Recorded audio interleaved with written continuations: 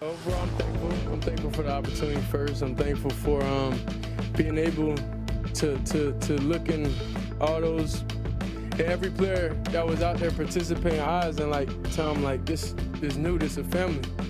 You got to be able to go to war with each and every guy and understand like we're not playing for ourselves and we're playing for each other.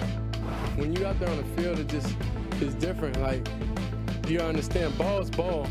The ball never been a problem for me. It's, whatever optics or whatever everybody makes up after, outside the game. But in the game, y'all kind of know who I am. I know I'm ready for the moment. Did I play up to par? No, I don't feel like I did. But overall, the main goal was to win. And that's honestly what we did. ESPN analyst Herm Edwards joins us now to revisit the effort that Shedeur put forth. Now entering week 1 of the preseason form, all the discussion was about the lack of reps that he had received. So given that context, under those circumstances, how do you feel he performed? Oh, I think he played well. And there was a couple of decisions he had to make once he was forced away from the pocket. And made some really nice throws in the red zone, very accurate. Here's one here, he rolls out now. Watch. Yellow's going to tell you that basically, you know what, it could be a dangerous throw. The green is, he's open. Watch him wait it out. But what I like, he squared his shoulders up and made a nice throw. Bought time coming outside the pocket, and look downfield here again. Got a free runner. He didn't panic. He knows the back's going to pick him up. 4-man rush. He's looking downfield and watch. He squares his shoulders up again. This is the part. He looks down the field, finds a little window, threads it right in there. So that right there, for a rookie quarterback, pretty impressive. Yeah, and a lot of it was about him being able to make those snap decisions and capitalize on the windows of opportunity. So he do just that at the very least. Yeah, and I thought early in the game now, he ran around a little bit too much. There was a couple plays where he ran around. I said, Shedeur, don't do that. But I think he settled down and got into the flow of the game. Remember, there was a lot of pressure on him.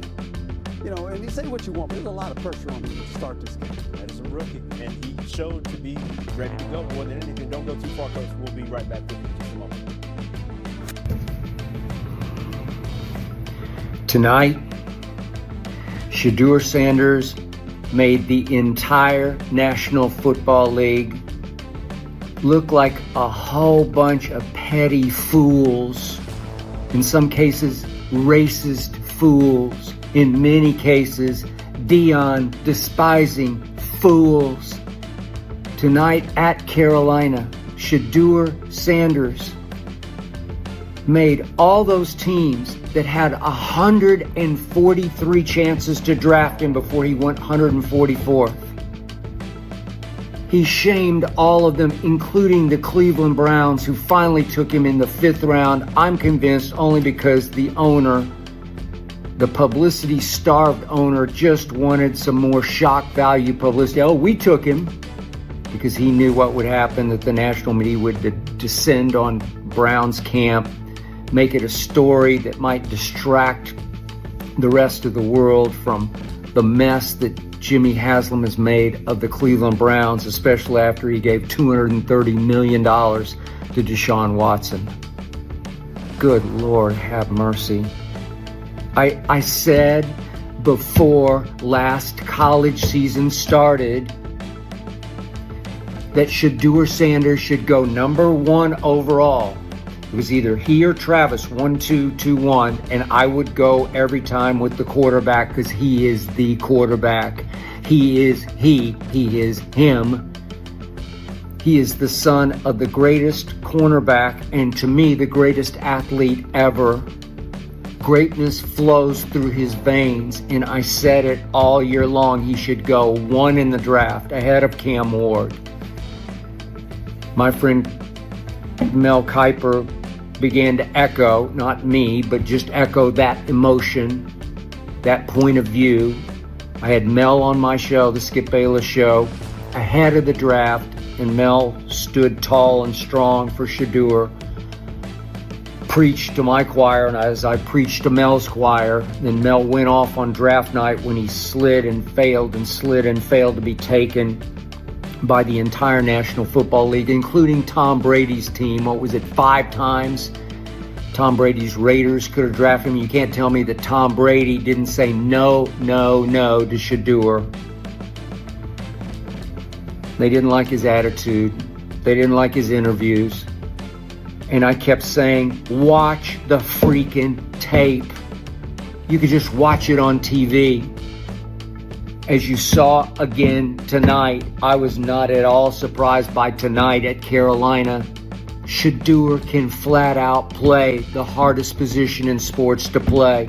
He can flat out play quarterback with poise and command and touch and accuracy and toughness and clutch toughness. There was no tougher quarterback in America the last 2 years as he played for Colorado with little to no protection the first year and only below average protection last year. Shedeur took a beating and just kept jumping up and making another completion. He led the nation in percentage of completions. He led the nation. And I kept saying, what is not to love about Shedeur? Arm strength? Are you kidding? Did you watch him at Colorado? He has effortless arm strength.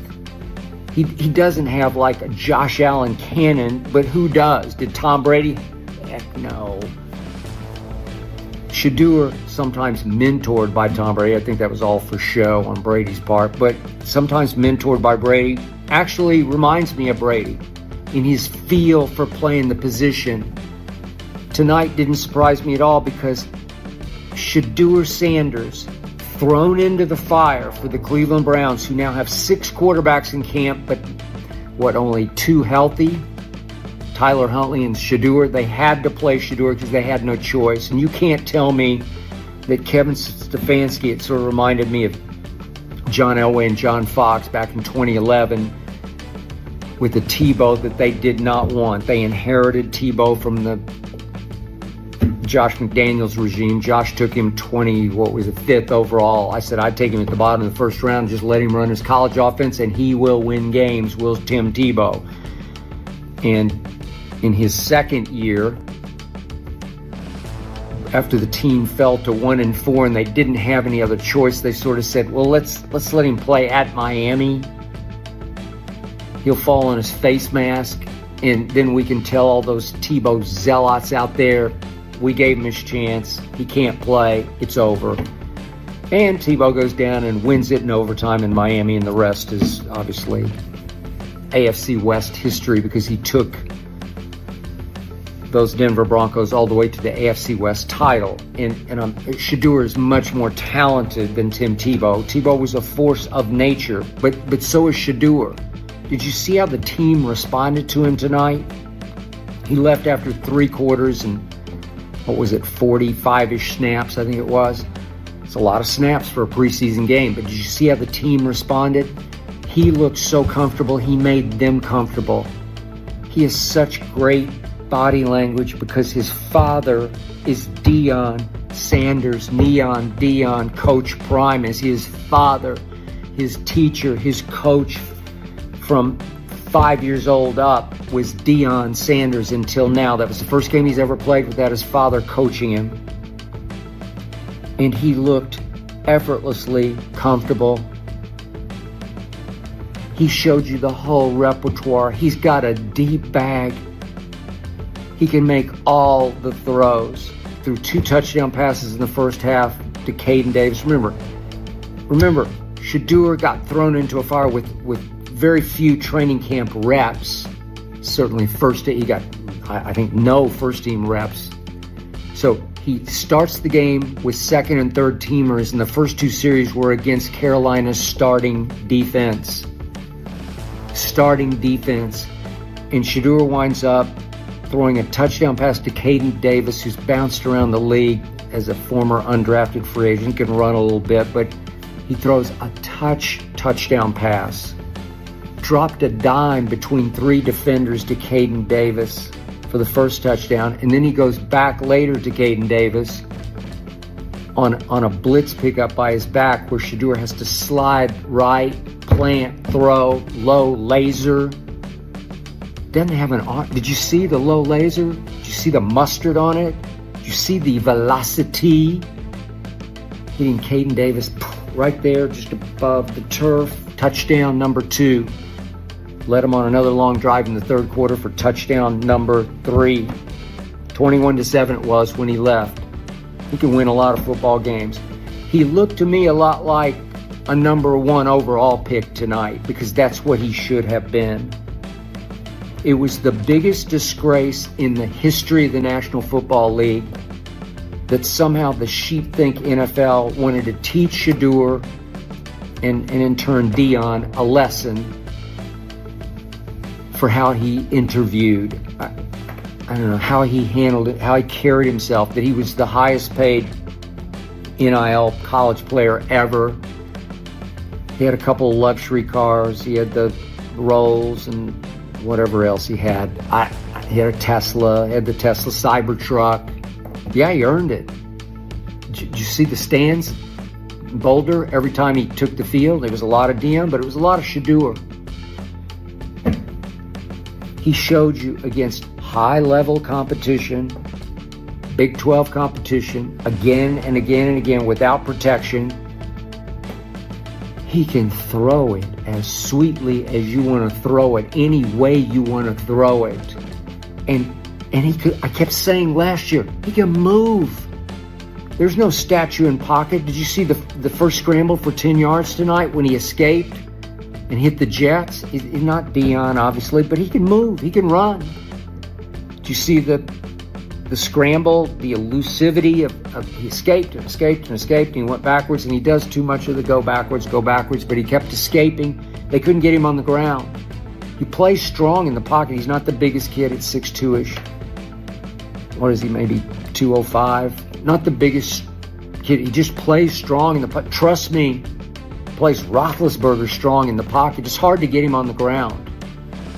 He escaped, and he should have thrown it away. But remember, he runs out of bounds because he's trying to make a play, because he's going to have a hard time making the team in Cleveland. In Cleveland, they well could be the worst team in the league.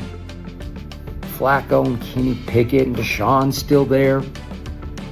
They drafted Dylan Gabriel, 100 spots ahead of Shedeur. I know Dylan Gabriel inside out. I'm a University of Oklahoma fan. I know he finished at Oregon, but I watched him for 2 years at OU.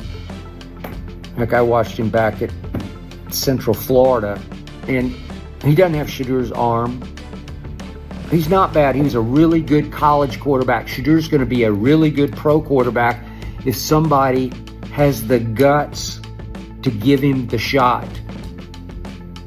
If somebody has the guts to go against the now conventional wisdom in the NFL that no, not Dion, not Shedeur, you can't. Dion's going to be involved, and then all the coaches were scared to death. If you draft Shedeur, Dion's going to be the stage father, and the next thing you know, your owner's going to want to hire Dion to be the head coach, to coach Shedeur. That's why they all fought against him. No, there's no doubt Stefanski fought against him. He didn't want Shedeur. Stop it. No way. Shedeur is not at this moment, but he will be better than Joe Flacco. He will be better than Pickett. He already is better than Dylan Gabriel. Heck, right now, what's left of Deshaun, he's better than Deshaun. I used to love Deshaun in Houston for a while until he had his off-field issues that just wrecked him psychologically, wrecked his confidence, wrecked his psyche. Shedeur never been in trouble for anything. There's no issue there. He's full of himself. I got it. And some of his, I heard all the stories, some of the things that he said to some of the teams about how great he's going to be. He just believes it. He grew up that way. Look who his father was. You want to talk about confidence? There's never been a more confident athlete in the history of the world than his father. And his father taught him to be you and be me. Be who I am. Be who we are. You're a Sanders. You came from me. Did you see his entry tonight? His entrance to the, off the bus, up the tunnel at Carolina. He was the Reaper. He had that kid, Tony Brown, was helping him with his entry, carrying the boombox for him, the Reaper's sickle. Yeah. When you see what Deion tweeted, again, I love that because that's who he is. He wasn't going to shrink up and close up, play their game, play the way that he's supposed to be as a potential franchise quarterback.